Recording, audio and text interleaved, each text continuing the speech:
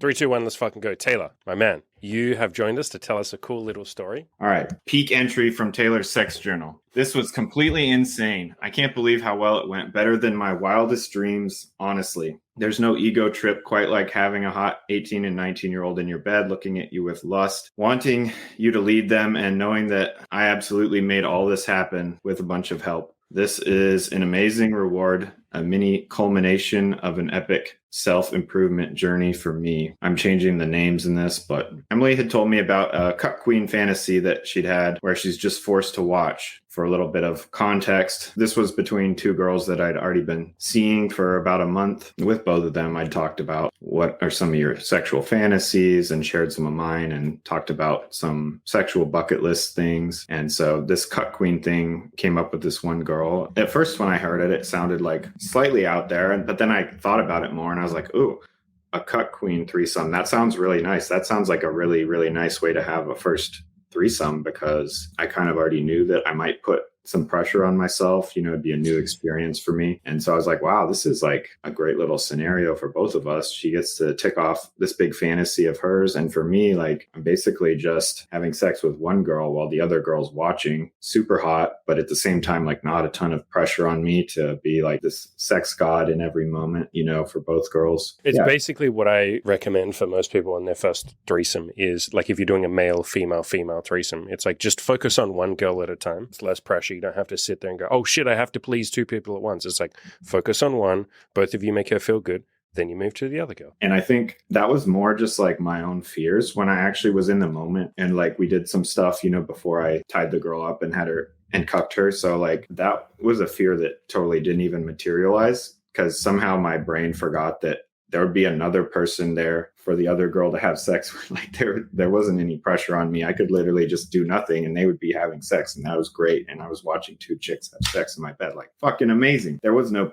pressure, but it was perceived. So yeah, it's a very male thing. It's like, I have to be the performer. Yeah. I have to do a good job. I have to please both of them. I have to make sure they both have fun. I have to make sure that both of them never have a moment of like boredom or a slow moment. It's the same feeling as that, like, I have to make her come, or I have to make her come a whole bunch, like all that. Yeah, we do tend to do that. I'll go back to the story here. All right, she told me about this cuck queen fantasy where she's just forced to watch. I thought that sounded like a great dynamic for my first threesome, since it would take a lot of the pressure off of me to fuck two girls. So I said, yeah, let's do that. And from there, I just started the communication between two girls I was already seeing. Basically, here's this girl, like, do you think she's hot? Do you think she's hot? Oh my God, she's adorable. Like, oh, she thinks I'm hot? Holy shit, that means so much coming from someone that's that hot. So that is literally how the conversation goes. They're like, oh my God, she's so sweet. She thinks I'm pretty. Oh my God, well, I think she's beautiful. Can you please tell her that I think she's so beautiful? Half of the threesomes start like that too. Like, you'll be on the couch, and I love doing this. I'm like, do you want to kiss the other girl? And the first girl will be like, oh my God, she's so pretty. I want to kiss her. And the other girl's like, oh my God, sweetheart, that means so much. They just spend the entire time being nice to each other. Girls are fucking adorable, man. It really is thrilling in like a deep way. Like, it sort of brought me back to like a younger, more carefree version of sex and love. And like, just like, it just feels really carefree and adorable. And honest. And yeah.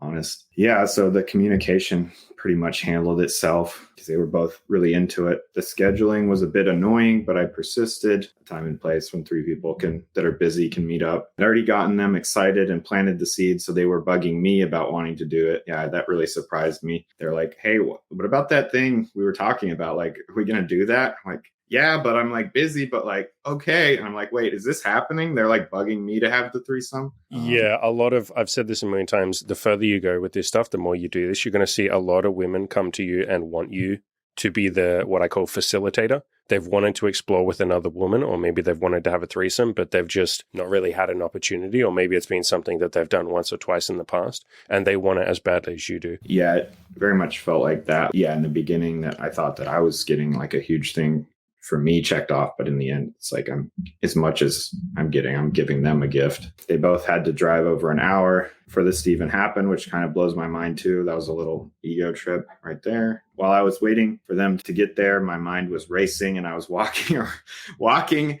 and running around in circles like a crazy person, like I was going on my first date or something. Yeah, I remember I was sweating. I went outside to a big grassy field and I was just doing laps. It's like, I don't even know what to do. Like probably something I should be doing right now. Can't really think. So I'm just going to walk in these circles. I hope they get here soon so I can stop doing this. I was crazy before my first threesome too. I spent about 8 hours like pacing back and forwards in my apartment. And I was like, I should just go outside. I should get out of the house. And I was like, I can't go outside because I can't do anything. I was like dysfunctionally nervous. Multiple times I was like, I should cancel. I should just text them and tell them something came up. I can't do this. And in the end, I was like, you know what? I'm going to clean my entire apartment and I spent like 8 hours doing it. I grabbed the fridge, like moved the entire fridge and cleaned behind the fridge. Like I lifted all the couches up. I was cleaning like the windowsills and like the roof and I was just cleaning fucking everything, like everything. Even to the point where I was like, I should take my entire computer apart and clean every single part and then put it all back. And I did, because it's like, bro, what the fuck else am I going to do? I'm going to throw up from nervousness. But my apartment was fucking clean. And I don't think they noticed, but yeah, I noticed. Yeah, in the moment, you like, no, they don't care either. You're just like... You're just like, I want the time to pass. That's probably one of the only times in my life I wish that I could have like taken a pill or something to fast forward time. For me personally, it felt like maybe like the time before I kissed a girl for the first time, or like the first time asking a girl on a date. Like, holy shit, just a beautiful mixture of fear and excitement and sort of like innocence, like we were talking about before too. I had the other girl show up first. We chilled, shot some boudoir photos. This was also my first boudoir photo shoot, something else I'd kind of been working up to. I was like, well, I'm just breaking the matrix in this way. Might as well break it in all the other ways. Fuck it. A sexy photo shoot. Then we practiced tying a shibari chest harness on her. So we just watched a YouTube video. Like, yeah, we tied it on each other and then I tied it on her a couple times and then just like left it on her. And then I took more pictures of, I was like, damn, you look so hot. I told her, I want you to pay attention because you're going to help me tie up Emily later. She did awesome. This was also my first time doing a chest harness. It was surprisingly easy. Emily arrived. We all chilled on the couch. We watched a show and they just kind of chatted with each other awkwardly. Super adorable. Eventually I said, do you two want to kiss? Are you just going to stare at each other's tits all night? And then they started making out immediately. I kind of had like pre-planned the whole cuck queen thing. So I kind of had that in my head. And so I started to tell Emily, all right, you got to make out. That's all you get because you're getting cucked right now. Then something inside me was like, fuck, like I kind of don't want them to stop making out. So I kind of course. I've had so many moments like that where you're playing out like a dominant fantasy or something that you both want. And then like you get into the fantasy and you're like, wait, I want to stop the fantasy because I'm just horny now. Like, I was trying to be all dominant. I was trying to be a big fucking man. I was trying to be like, you don't get sex tonight. I've said that so many times to girls. I'm like, you don't get sex tonight. You have to earn it. And then I'm like, wait, I'm horny. Fuck this. And I'll break character. I'll just be like, I'm horny. Fuck this. No more dumb shit. Oh, yeah.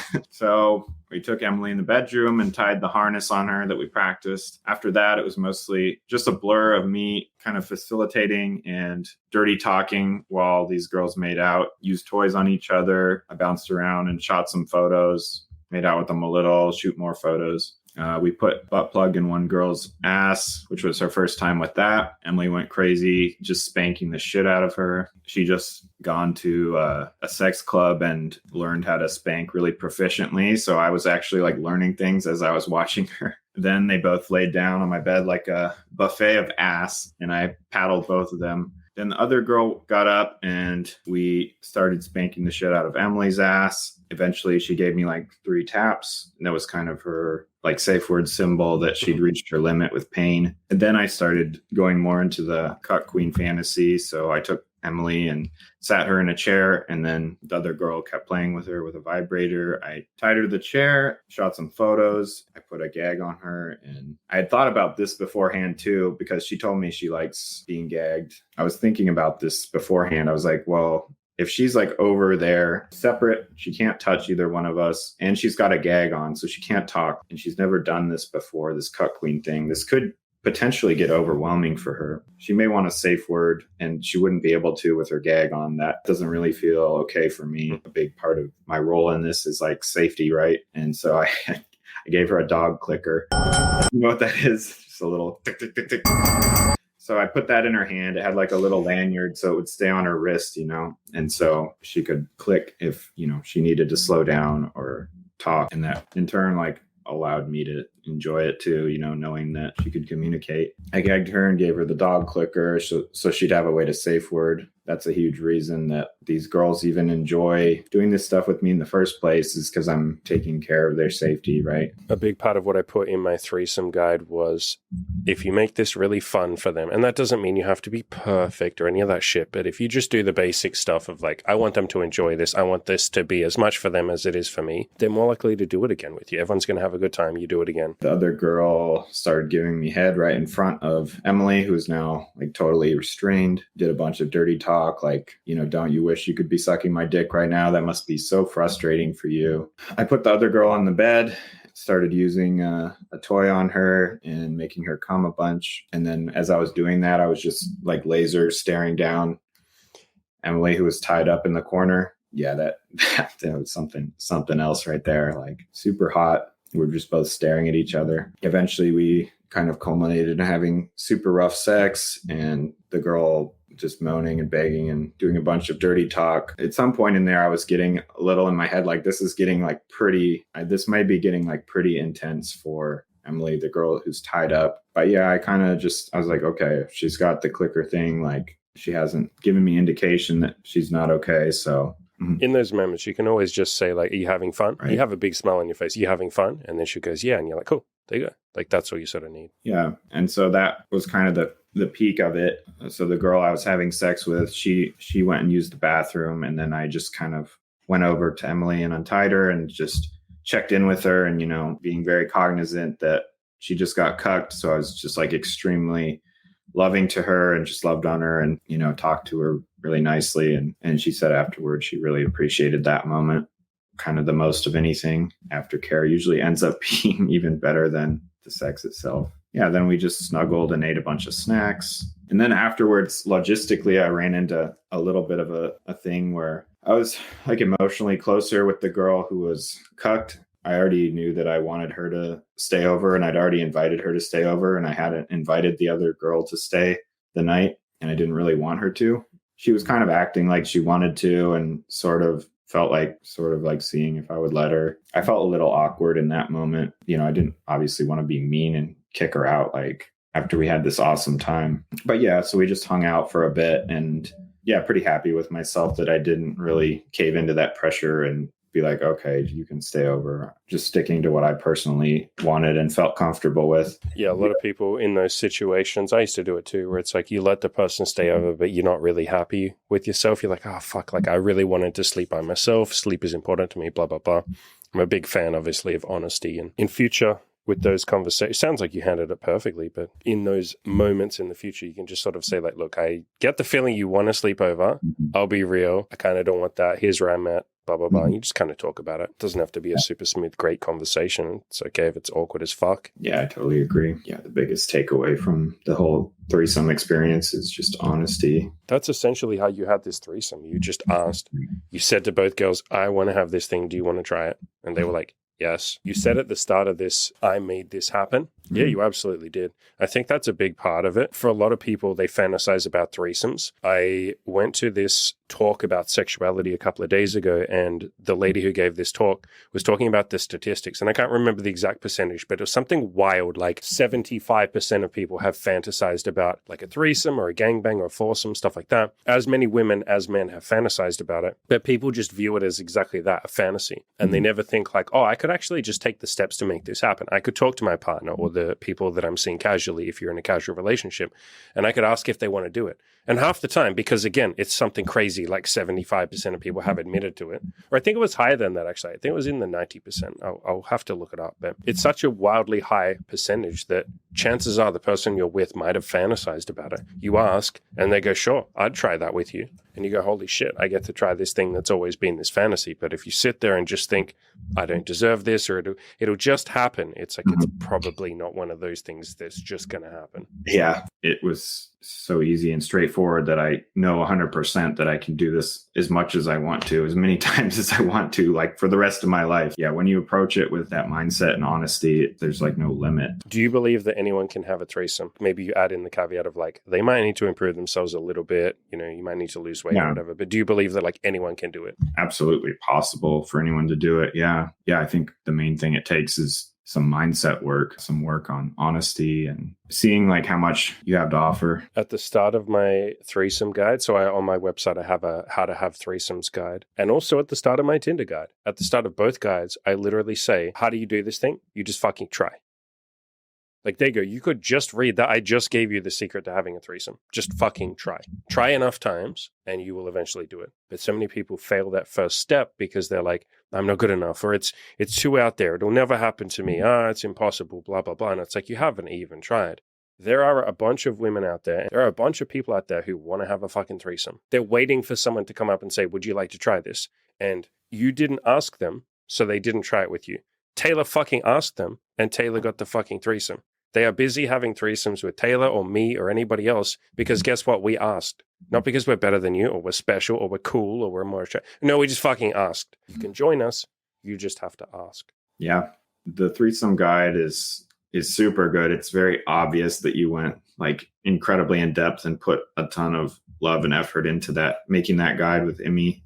And she obviously put a lot of work into it too. And so I had that and I did look through it and see what was in there. But yeah, each time I read something, I found myself like being like, well, he's just saying over and over is just be honest. Okay, next step, just be honest at this step. Next step, be honest at this step. Yeah, there was a lot of background stuff for me personally that went into this in terms of like learning to be more honest, learning to communicate better. And that was my threesome guide, was you helping me a ton, coaching me a ton, and working through this stuff when it comes to honesty. And so when I had that honesty already, it was like I was my own threesome guide, if you will. You know, I could just go through each step and it felt very natural. It's like, okay, well, yeah, obviously I would just be honest at this step. Okay, obviously at this next step, I would just be honest. So you talked before about breaking out of the matrix. I feel like honesty is the breaking of the entire matrix.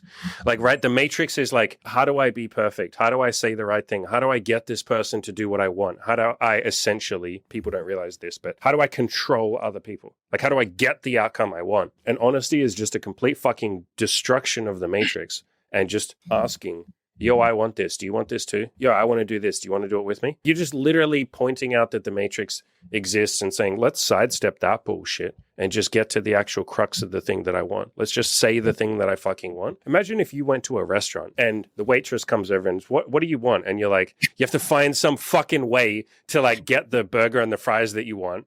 You have to be like, well, look, you know, I'm not in the mood for steak, not really in a steak mood.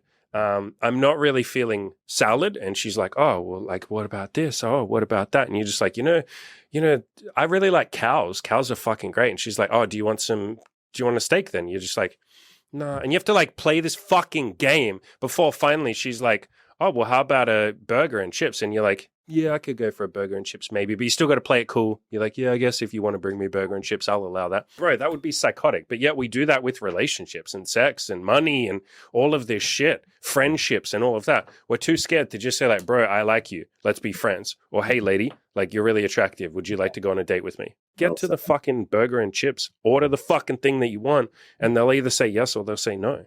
That's a great analogy.